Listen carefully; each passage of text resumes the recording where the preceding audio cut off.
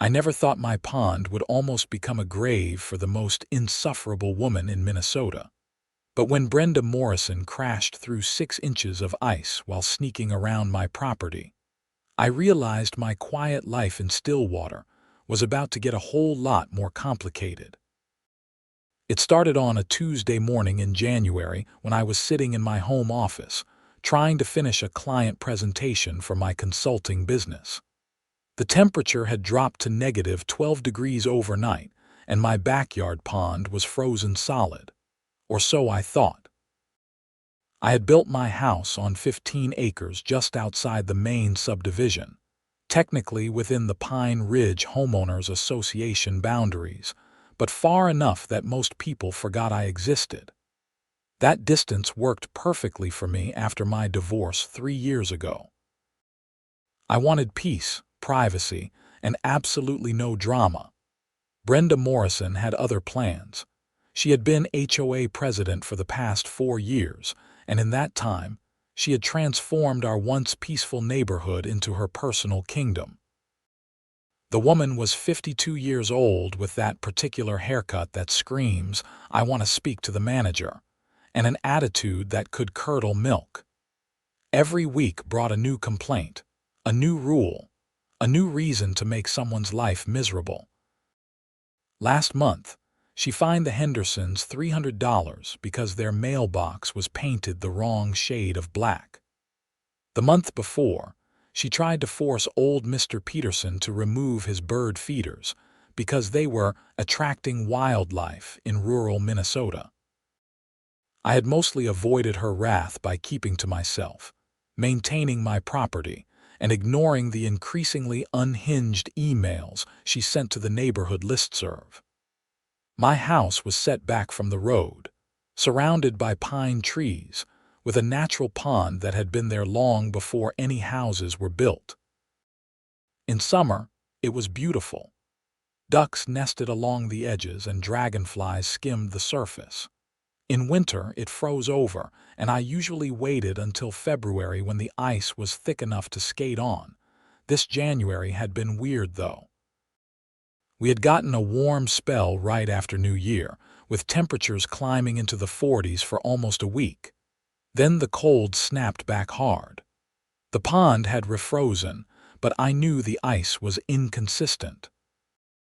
Some areas near the aerator I ran for fish were probably only a few inches thick, while other spots closer to shore might be 8 or 10 inches. I had put up orange cones around the perimeter with yellow caution tape strung between them. Not because I expected visitors, but because I am not an idiot. Brenda Morrison, however, was. I was on a video call with a client in Seattle, explaining some market analysis data when I heard the crack. It was not loud, but it was distinctive. Living next to a pond, you get familiar with ice sounds. There is the normal creaking and groaning as temperatures shift. There is the sharp rifle shot crack of ice expanding. And then there is the splintering, cascading sound of ice failing under weight. I heard that third sound. "John, I am sorry, I need to call you back," I said, already pulling off my headset. My client started to protest, but I had already clicked off the camera. I rushed to the back window that overlooked the pond and saw exactly what I feared. Someone was in the water. I did not stop to think. I grabbed my winter coat from the hook by the door, shoved my feet into boots without tying them, and ran outside. The cold hit me like a physical blow, that kind of Minnesota cold that freezes the moisture in your nose instantly. I could see flailing arms about 40 feet from shore, right where I knew the ice was thinnest near my aerator. "Hang on," I yelled, running to my garage. I kept a rescue rope there, one of those throw ropes with a flotation bag on the end. My ex-wife had insisted we buy it when we first moved in, one of the few sensible things she had contributed to the marriage. I grabbed it and sprinted toward the pond, trying to process what I was seeing. The person in the water was wearing a bright purple parka, and even from a distance, I could see blonde hair plastered to a head. As I got closer, I recognized that hair, that coat, that face contorted in panic. Brenda Morrison was drowning in my pond. "What the hell are you doing out there?" I shouted, already uncoiling the rope. She was thrashing, making things worse. The ice around her kept breaking away in chunks every time she tried to grab it. "Help me," she screamed. "Help me, Alex, I am freezing." Of course she knew my name, she knew everyone's name. It was part of her power trip. I approached as close to the edge as I dared. The ice near the shore was solid, but I could hear it groaning under my weight. I was 6'2" and weighed about 200 pounds. If I went through too, we were both dead. "Stop moving," I commanded. "You are making it worse. Stop thrashing and try to float." She did not listen. Panic had taken over completely.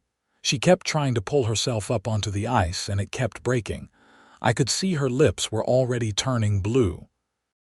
In water this cold, you have maybe 10 minutes before your muscles stop working, maybe 30 before you are dead. She had already been in for at least 2 or 3 minutes based on how far from shore she was. I pulled out my phone and dialed 911 with shaking fingers. 911, what is your emergency? Someone fell through the ice on my pond. 4512 Cedar Ridge Road in Stillwater.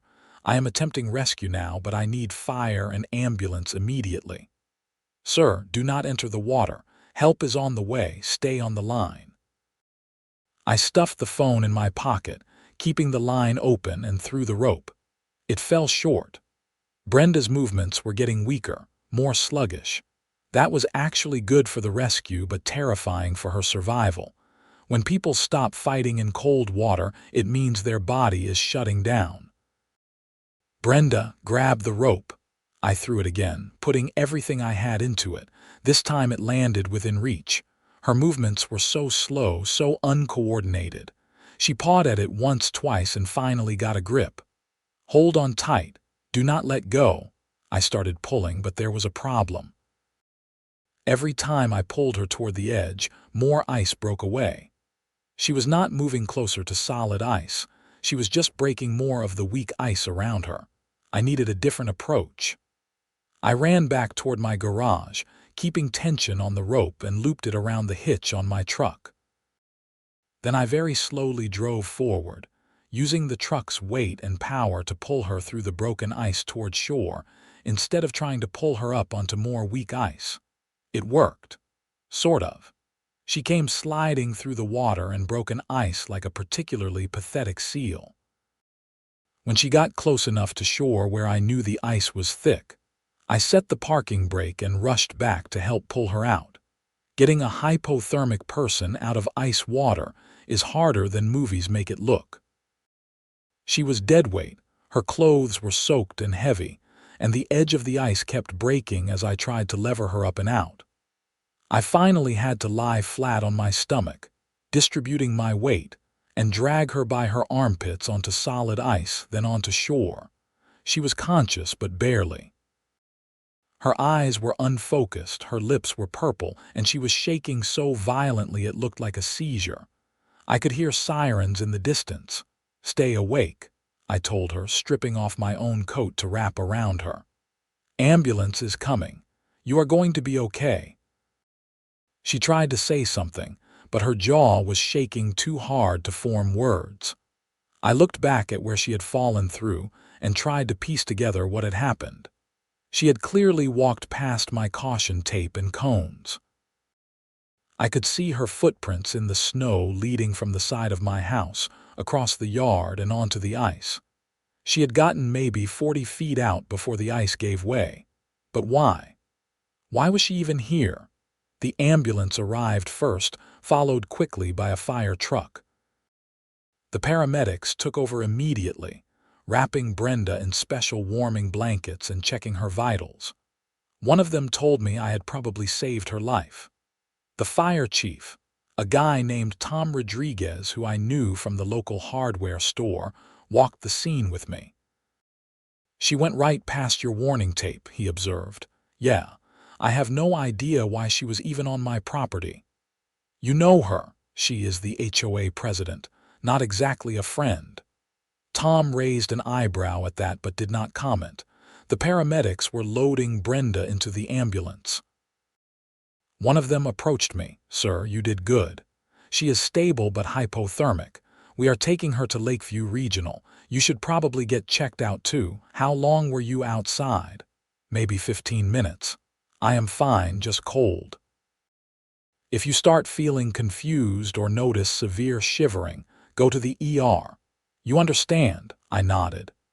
They left with sirens blaring. Tom and another firefighter spent another 20 minutes documenting the scene, taking pictures of the broken ice, the caution tape, Brenda's footprints. A sheriff's deputy showed up and took my statement. "So you just heard someone fall through and ran out?" Deputy Chen asked. "Yeah. I was working from home, heard the ice break, looked out and saw someone in the water." "You have security cameras." "I did actually. I had installed them after some teenagers kept driving onto my property to party by the pond last summer." "Yeah, several. They cover the driveway, front door, and the backyard, including the pond." "I am going to need that footage." "Investigating what?" "It was an accident. Standard procedure for any injury incident on private property. Plus, it will help if there is any question about what happened." Something in his tone made me nervous, but I took him inside and pulled up the footage on my computer. The cameras were high definition and time-stamped. We watched as Brenda's Mercedes pulled up to my driveway at 9:42 that morning. She got out, looked around furtively, and then started walking around the side of my house. She spent several minutes peering through my windows. Then she walked around back, ducked under my caution tape, and walked onto the ice. "What was she doing?" Deputy Chen asked. "I have no idea. We are not friends. I have barely talked to her except at HOA meetings." "She was looking in your windows." "Yeah, I noticed that too." We kept watching. Brenda walked carefully at first, but then seemed to gain confidence. She walked further out onto the ice, and we could see her pulling out her phone. She appeared to be taking pictures of my house from the pond. "Why would she take pictures of your house from your pond?" the deputy asked. "Because she is crazy," I suggested. But even as I said it, I was getting an uneasy feeling. Brenda did not do anything without a reason, and that reason was usually related to HOA rules. On the video, we watched her take several more steps.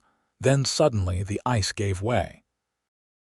1 second she was standing there, the next she had dropped through up to her chest.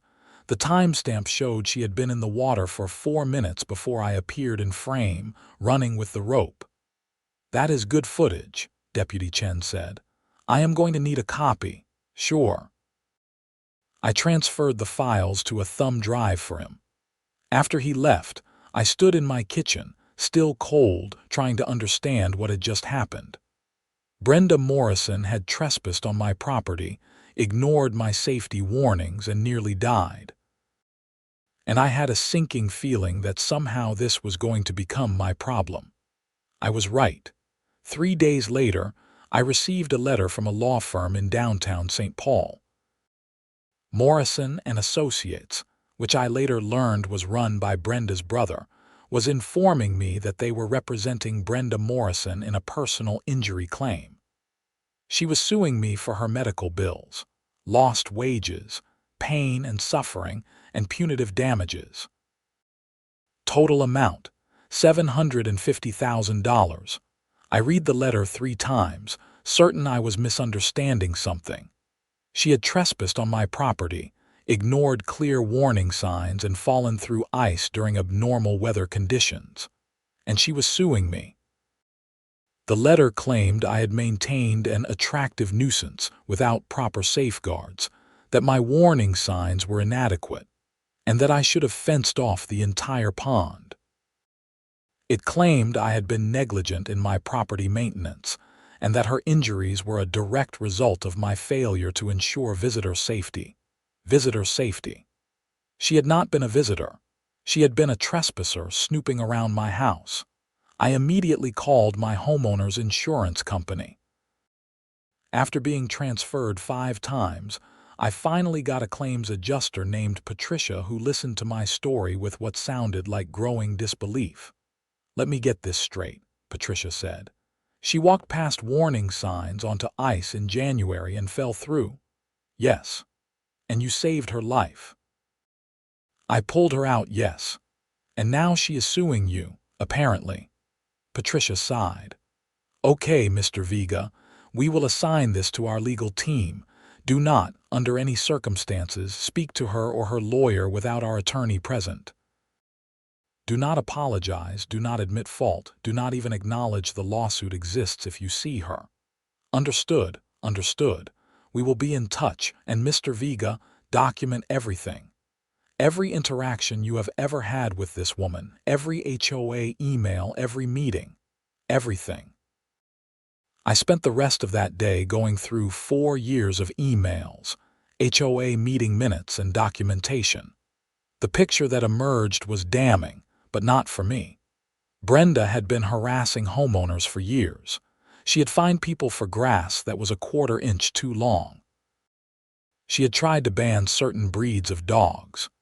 She had attempted to implement a rule requiring approval for any exterior home modifications, including things as minor as doormat colors. And in my records, I found something interesting. 3 months ago, Brenda had sent an email to all HOA members announcing an inspection schedule. She was going to personally inspect every property in Pine Ridge to ensure compliance with HOA covenants. Several homeowners had objected, pointing out that she had no legal right to enter private property without permission. Brenda had replied that, as HOA president, she had the authority to ensure compliance by any means necessary. I had ignored that email chain since I figured my property was too far out for her to bother with. I was wrong. She had clearly decided to inspect my property without my knowledge or permission. The next week, I got another letter.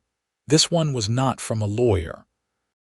It was from the HOA itself, with Brenda's signature at the bottom, informing me that my property was in violation of multiple covenants.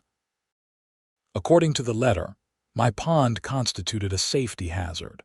My caution tape was unsightly and violated aesthetic standards, and I was required to either fence the entire pond with approved materials or drain it completely. I had 30 days to comply or face fines of $500 per day. She was retaliating. It was blatant, obvious retaliation, and I was furious. I showed up at the next HOA meeting with a folder full of documentation and a chip on my shoulder. The meeting was held in the community center, a small building near the main entrance of Pine Ridge. About 20 homeowners were there, which was higher turnout than usual. Word had clearly spread about what happened. Brenda sat at the front table, her arm in a sling, looking pale but determined. When I walked in, she looked at me with pure hatred. I smiled at her. I know I should not have, but I could not help it. "We will now open the floor for resident concerns," Brenda said stiffly after going through her usual agenda of architectural committee updates and financial reports. I stood up. "I have a concern. I received a letter from the HOA claiming my pond is in violation of covenants. I would like to address that." "You are out of order," Brenda snapped. "You need to submit concerns in writing 48 hours before the meeting." "That is not what the bylaws say," I replied calmly. I had spent the past week reading every single page of our HOA documents.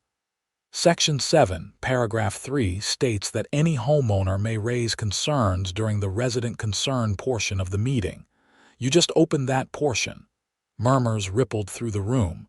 Brenda's face reddened. "Fine. Make it quick." I received a letter claiming my pond is a safety hazard and demanding I fence or drain it. However, the pond existed before this subdivision was developed. It is a natural feature predating any HOA covenants.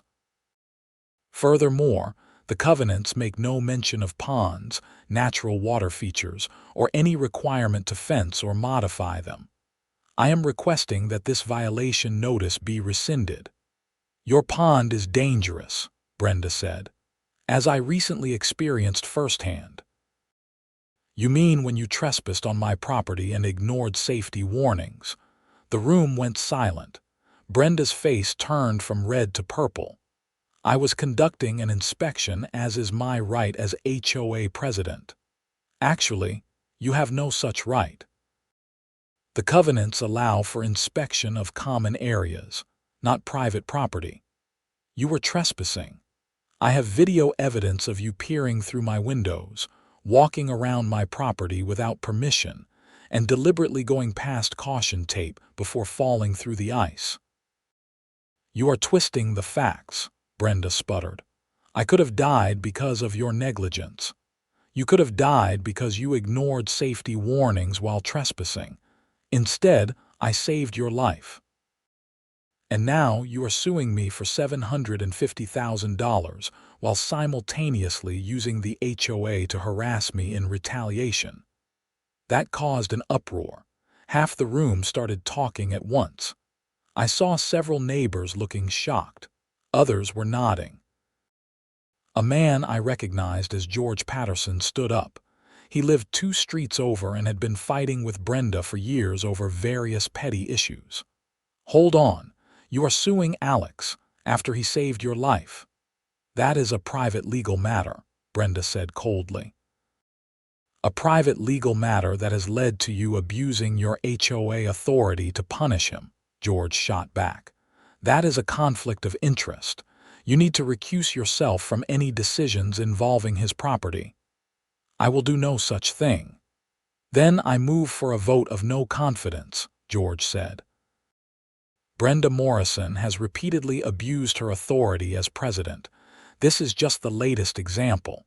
I move that we hold an emergency election for a new president. Several people seconded the motion. Brenda looked panicked. You cannot do that. That is not on the agenda. According to the bylaws, any homeowner can call for a vote of no confidence with support from 10% of the membership, I said. I had found that clause buried in Section 12. We have 47 homes in Pine Ridge. 10% is 5 homes. I count at least 7 people who seconded the motion. The meeting devolved into chaos after that. Brenda tried to maintain control, but she had pushed too many people too far for too long. My situation had finally given everyone else the courage to stand up to her. After an hour of heated debate, we voted. Brenda Morrison was removed as HOA president by a vote of 18-3, with 1 abstention. She left the meeting in tears, screaming threats about lawsuits against the entire HOA. The next few weeks were a blur of legal activity. My insurance company assigned a lawyer named David Winters to handle the lawsuit. David was in his 50s, completely bald, and had the demeanor of someone who had seen everything and was not impressed by any of it.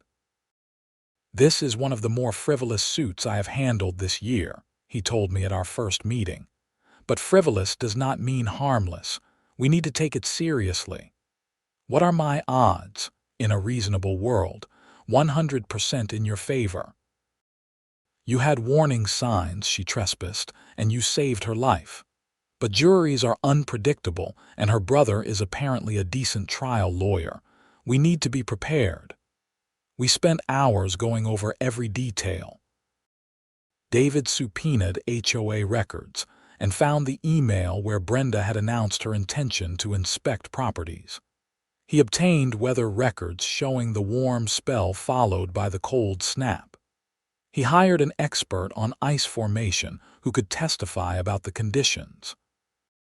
He even found case law from Minnesota showing that property owners were not liable for injuries to trespassers who ignored posted warnings. Meanwhile, the lawsuit and my presence in local drama had an unexpected consequence. The local newspaper, the Stillwater Gazette, picked up the story. HOA President sues man who saved her life. Read the headline. The article was surprisingly balanced, but the comments section and social media were not. Brenda became a minor viral sensation as the most ungrateful Karen in Minnesota. People started showing up at her house to yell at her. Someone toilet papered her yard. A local radio station did a whole segment making fun of her. I almost felt bad. Almost. She was still trying to take $750,000 from me for the crime of saving her life. The new HOA board, led by George Patterson as the emergency president, rescinded all of Brenda's violation notices against my property. They also hired a lawyer to review everything Brenda had done during her tenure and found dozens of violations of proper procedure, conflicts of interest, and possibly even embezzlement.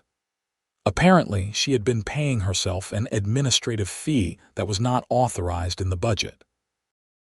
2 months after the incident, I got a call from David. "We have a settlement offer. They will drop the lawsuit if you agree not to pursue any counterclaims and sign a mutual non-disparagement agreement." "Absolutely not," I said immediately.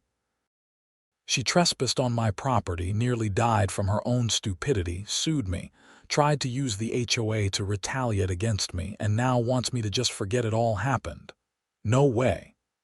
That is what I told them you would say. Good, because I think we should countersue. For what?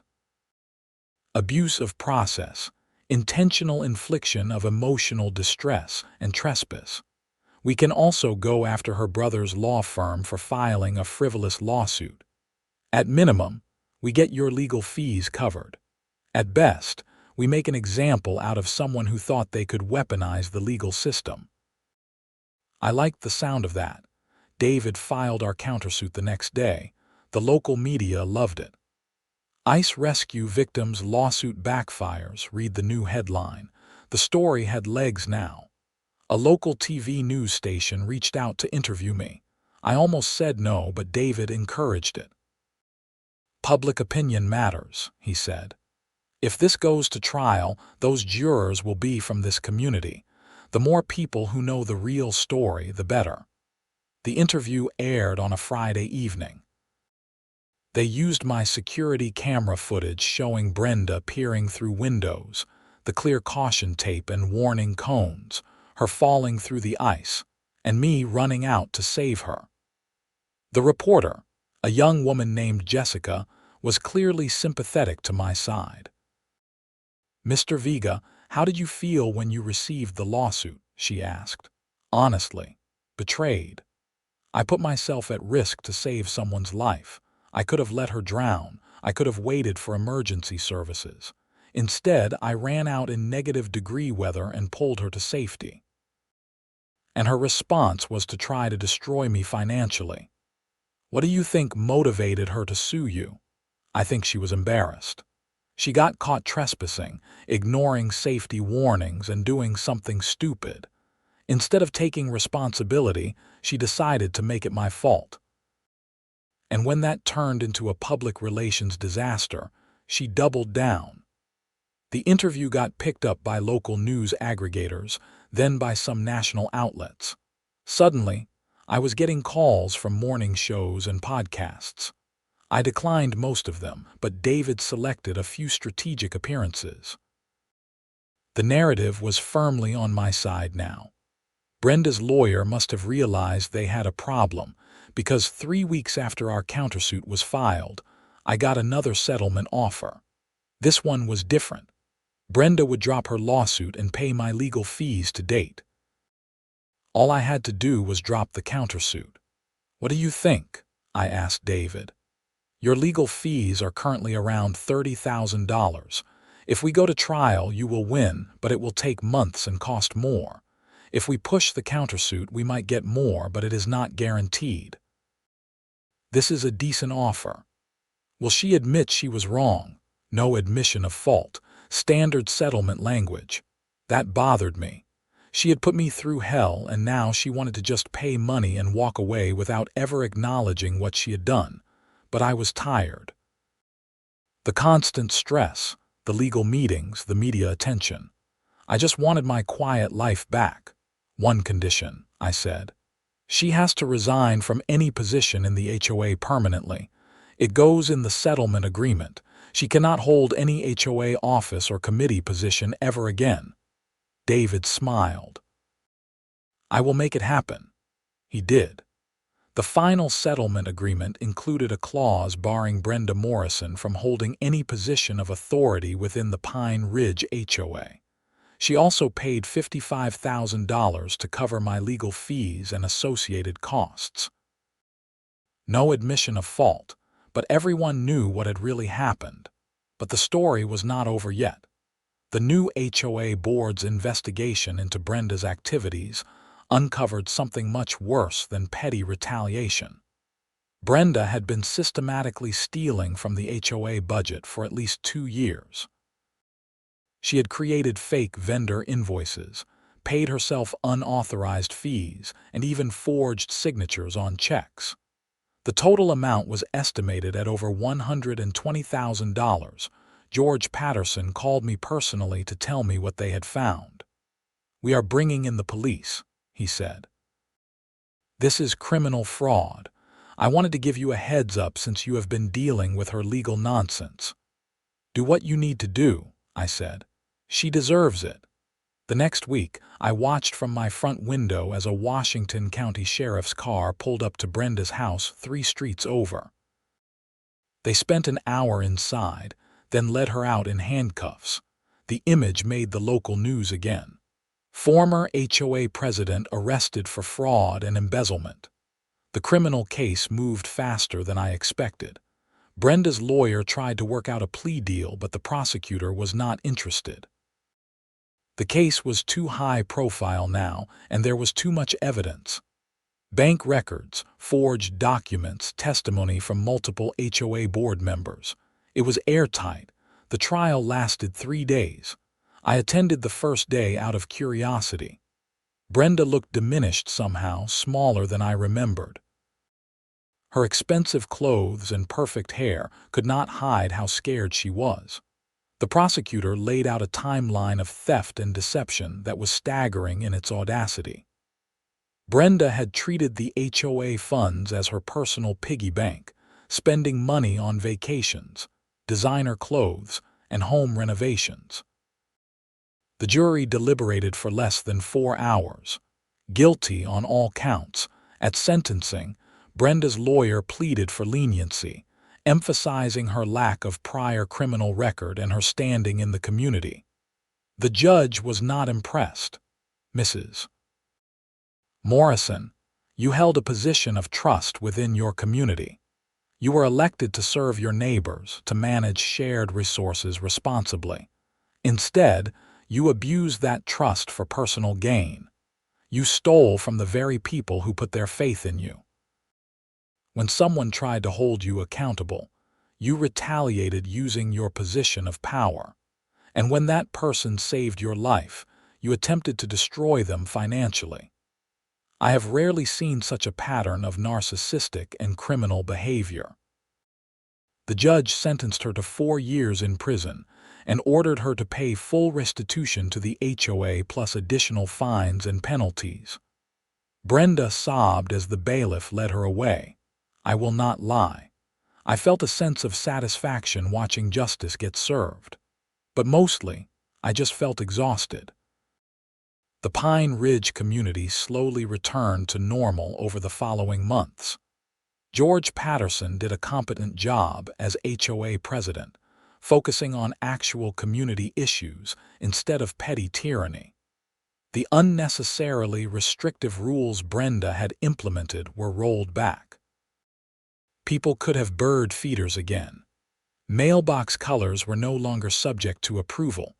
Dogs of all breeds were welcome. My property was left completely alone, as it should have been all along.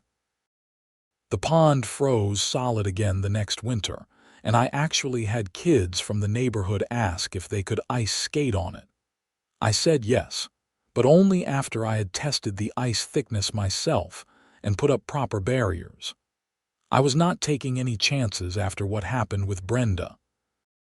One afternoon in early March, about 14 months after Brenda had fallen through the ice, I was standing by the pond watching some ducks that had returned for the spring.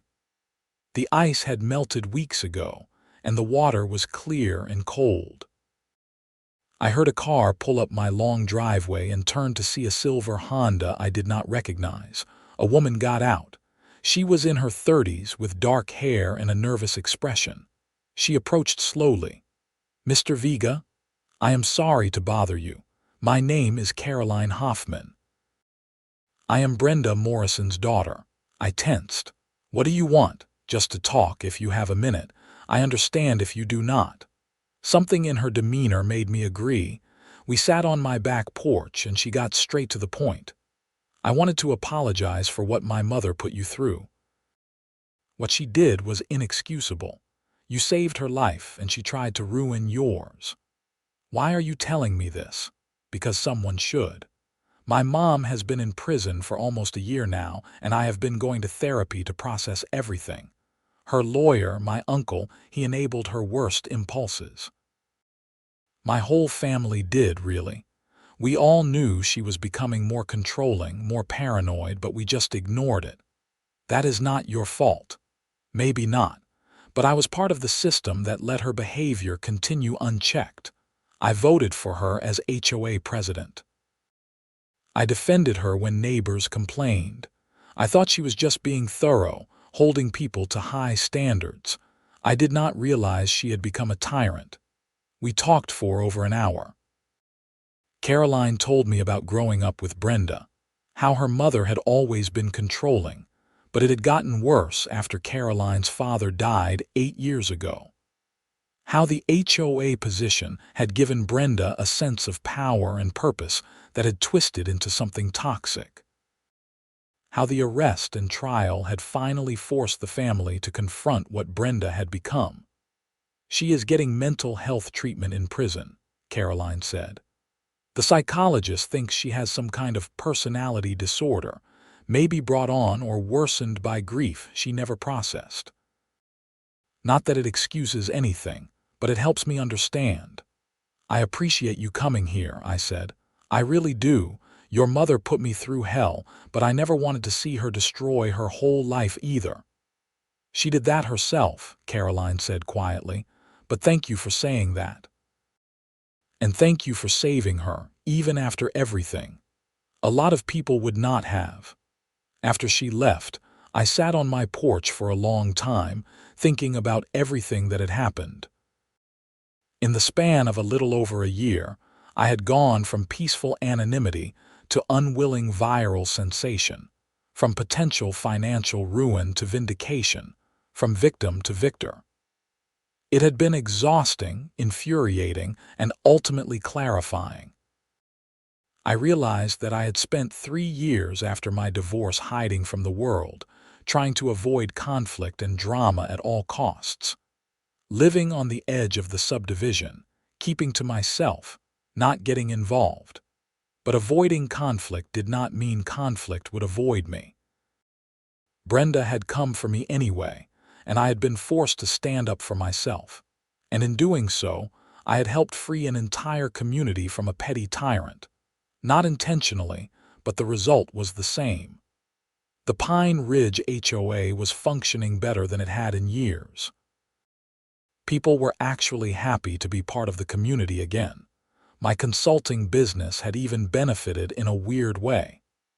After the news coverage, I had gotten several new clients who had seen the interviews and liked how I handled myself under pressure. One of them told me, "If you can deal with that HOA nightmare, you can handle anything." Not exactly the marketing strategy I would have chosen, but effective nonetheless. The following winter, when the pond froze solid after a sustained cold spell with no warm interruptions, I did something I had not done since my divorce. I organized a community ice skating party. I tested the ice thoroughly, put up proper safety barriers, strung lights around the pond, and invited everyone in Pine Ridge. 30 people showed up, including George Patterson and his family. Kids skated and played hockey with makeshift goals. Adults stood around a fire pit I had set up, drinking hot chocolate and talking. It was cold and beautiful and exactly the kind of community event that an HOA should encourage, not forbid. As I watched my neighbors enjoying themselves on the same pond that had nearly been a grave, I felt something I had not felt in years. Contentment. Not just the absence of conflict, but actual happiness. Connection. Community. George skated over to me, a little wobbly on his blades. "This is great, Alex. We should make it an annual thing." "Yeah," I said. "We should." Brenda Morrison served 3 years of her 4-year sentence and was released on parole in the spring of 2028. I heard through the neighborhood grapevine that she moved to Arizona to live with her sister. Part of her parole agreement barred her from holding any HOA position, which seemed appropriate. I never heard from her directly, and I never tried to contact her. Some chapters of life are better left closed. The following years were quiet in the way I had originally wanted when I moved to Pine Ridge. I expanded my consulting business, dated a bit, made friends with my neighbors. George served 2 terms as HOA president before handing it off to someone else. The community center got renovated. The roads got repaired. Normal, boring, functional community management. My pond remained my favorite feature of the property. In summer, I kayaked. In winter, when the ice was safe, people skated. The ducks returned every spring. Occasionally, I would look at the spot where Brenda had fallen through and remember that cold January morning. The crack of ice, the terror of seeing someone drowning, the desperate race to pull her out. I had saved her life. She had tried to destroy mine. The legal system had ultimately worked the way it was supposed to, and life had gone on. That is the thing about HOA drama, about petty tyrants, about people who abuse small amounts of power. They feel all-consuming in the moment, like they can ruin everything. But they cannot, not really, not if you stand up for yourself and trust that eventually the truth will matter. Some people asked me if I regretted saving Brenda. If I had known what she was going to put me through, would I still have pulled her out of the pond? The answer was always yes. Not because she deserved it, but because I did. I would not have been able to live with myself otherwise. My values are not conditional on other people's behavior. I did the right thing, and I would do it again. But I also learned that doing the right thing does not mean you have to be a doormat. I could save someone's life and still defend myself when they attacked me. I could show mercy and still demand justice. Those things were not contradictory. 5 years after the incident, I got married again. Her name was Emily, and she was an environmental consultant I met at a conference. She loved the pond as much as I did. We got married on the shore in October, with the trees in full fall color and the water reflecting gold and red. George was there, and the Patterson family, and half the Pine Ridge community. It was perfect. At the reception, someone asked Emily if she was worried about the pond, given what had happened. She laughed. "Are you kidding? Alex has that thing documented, measured, and safety-checked better than a nuclear reactor. Besides, I know how to read a warning sign." Everyone laughed. The story had become part of community lore, told at parties and newcomer orientations. Did you hear about when the old HOA president fell through Alex's pond? It had been transformed from trauma into legend, the edges softened by time and repetition. That is how I knew I had truly moved past it. The thing that had once threatened to destroy my peace, my finances, my whole life had become just a story. A wild story, sure, but just a story nonetheless. Brenda Morrison had tried to make me a victim, and for a while she succeeded. But I refused to stay a victim. I fought back. I stood up for myself, and I won. Not just legally, but personally. I reclaimed my peace, my property, and my place in the community, and I never had to deal with another nightmare HOA president again. After what happened with Brenda, Pine Ridge became known as the subdivision that would not tolerate abuse of power. Board members were held accountable. Rules were reasonable. Conflicts were resolved through communication, not litigation. Sometimes I thought about what Caroline had told me, about her mother's untreated grief and mental illness. I felt sympathy for that part of the story. Loss can break people in unexpected ways, but sympathy did not equal absolution. Brenda had made choices, bad choices, and she had faced consequences. That was fair. The last I heard, she was working at a grocery store in Scottsdale and living a quiet life. Part of me hoped she had found some kind of peace. Another part of me did not care. She was not my responsibility and never had been. I had done my duty as a human being by saving her life. What she did with that second chance was up to her. My life now was everything I had wanted when I first moved to Pine Ridge. Peace, privacy, community when I wanted it, and solitude when I needed it. The pond remained the heart of my property, beautiful and useful and properly maintained. Warning signs went up every fall, came down every spring. People respected boundaries. Life was good. On cold January mornings, when I looked out my window at the frozen pond, I sometimes thought about that day. The crack of ice, the purple parka, the desperation in Brenda's eyes, the rope in my hands, the cold burning my face, the sirens in the distance. The moment I knew I had succeeded in pulling her out and the relief that flooded through me. I had saved someone who did not deserve saving, and she had proven it by trying to destroy me.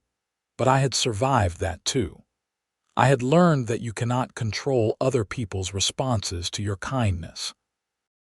You can only control your own actions and values, and mine told me to help someone drowning, even if that someone was my enemy. It was the right choice then. It would be the right choice tomorrow. And that consistency, that integrity, was worth more than any lawsuit, any amount of money, any HOA drama. Brenda Morrison crashed through my ice while snooping and then tried to sue me for her medical bills. She lost, went to prison, and lost everything. I won, kept everything, and built a better life in the end. Justice was not just served. It was frozen, preserved, and displayed as clearly as the ice on my pond every winter.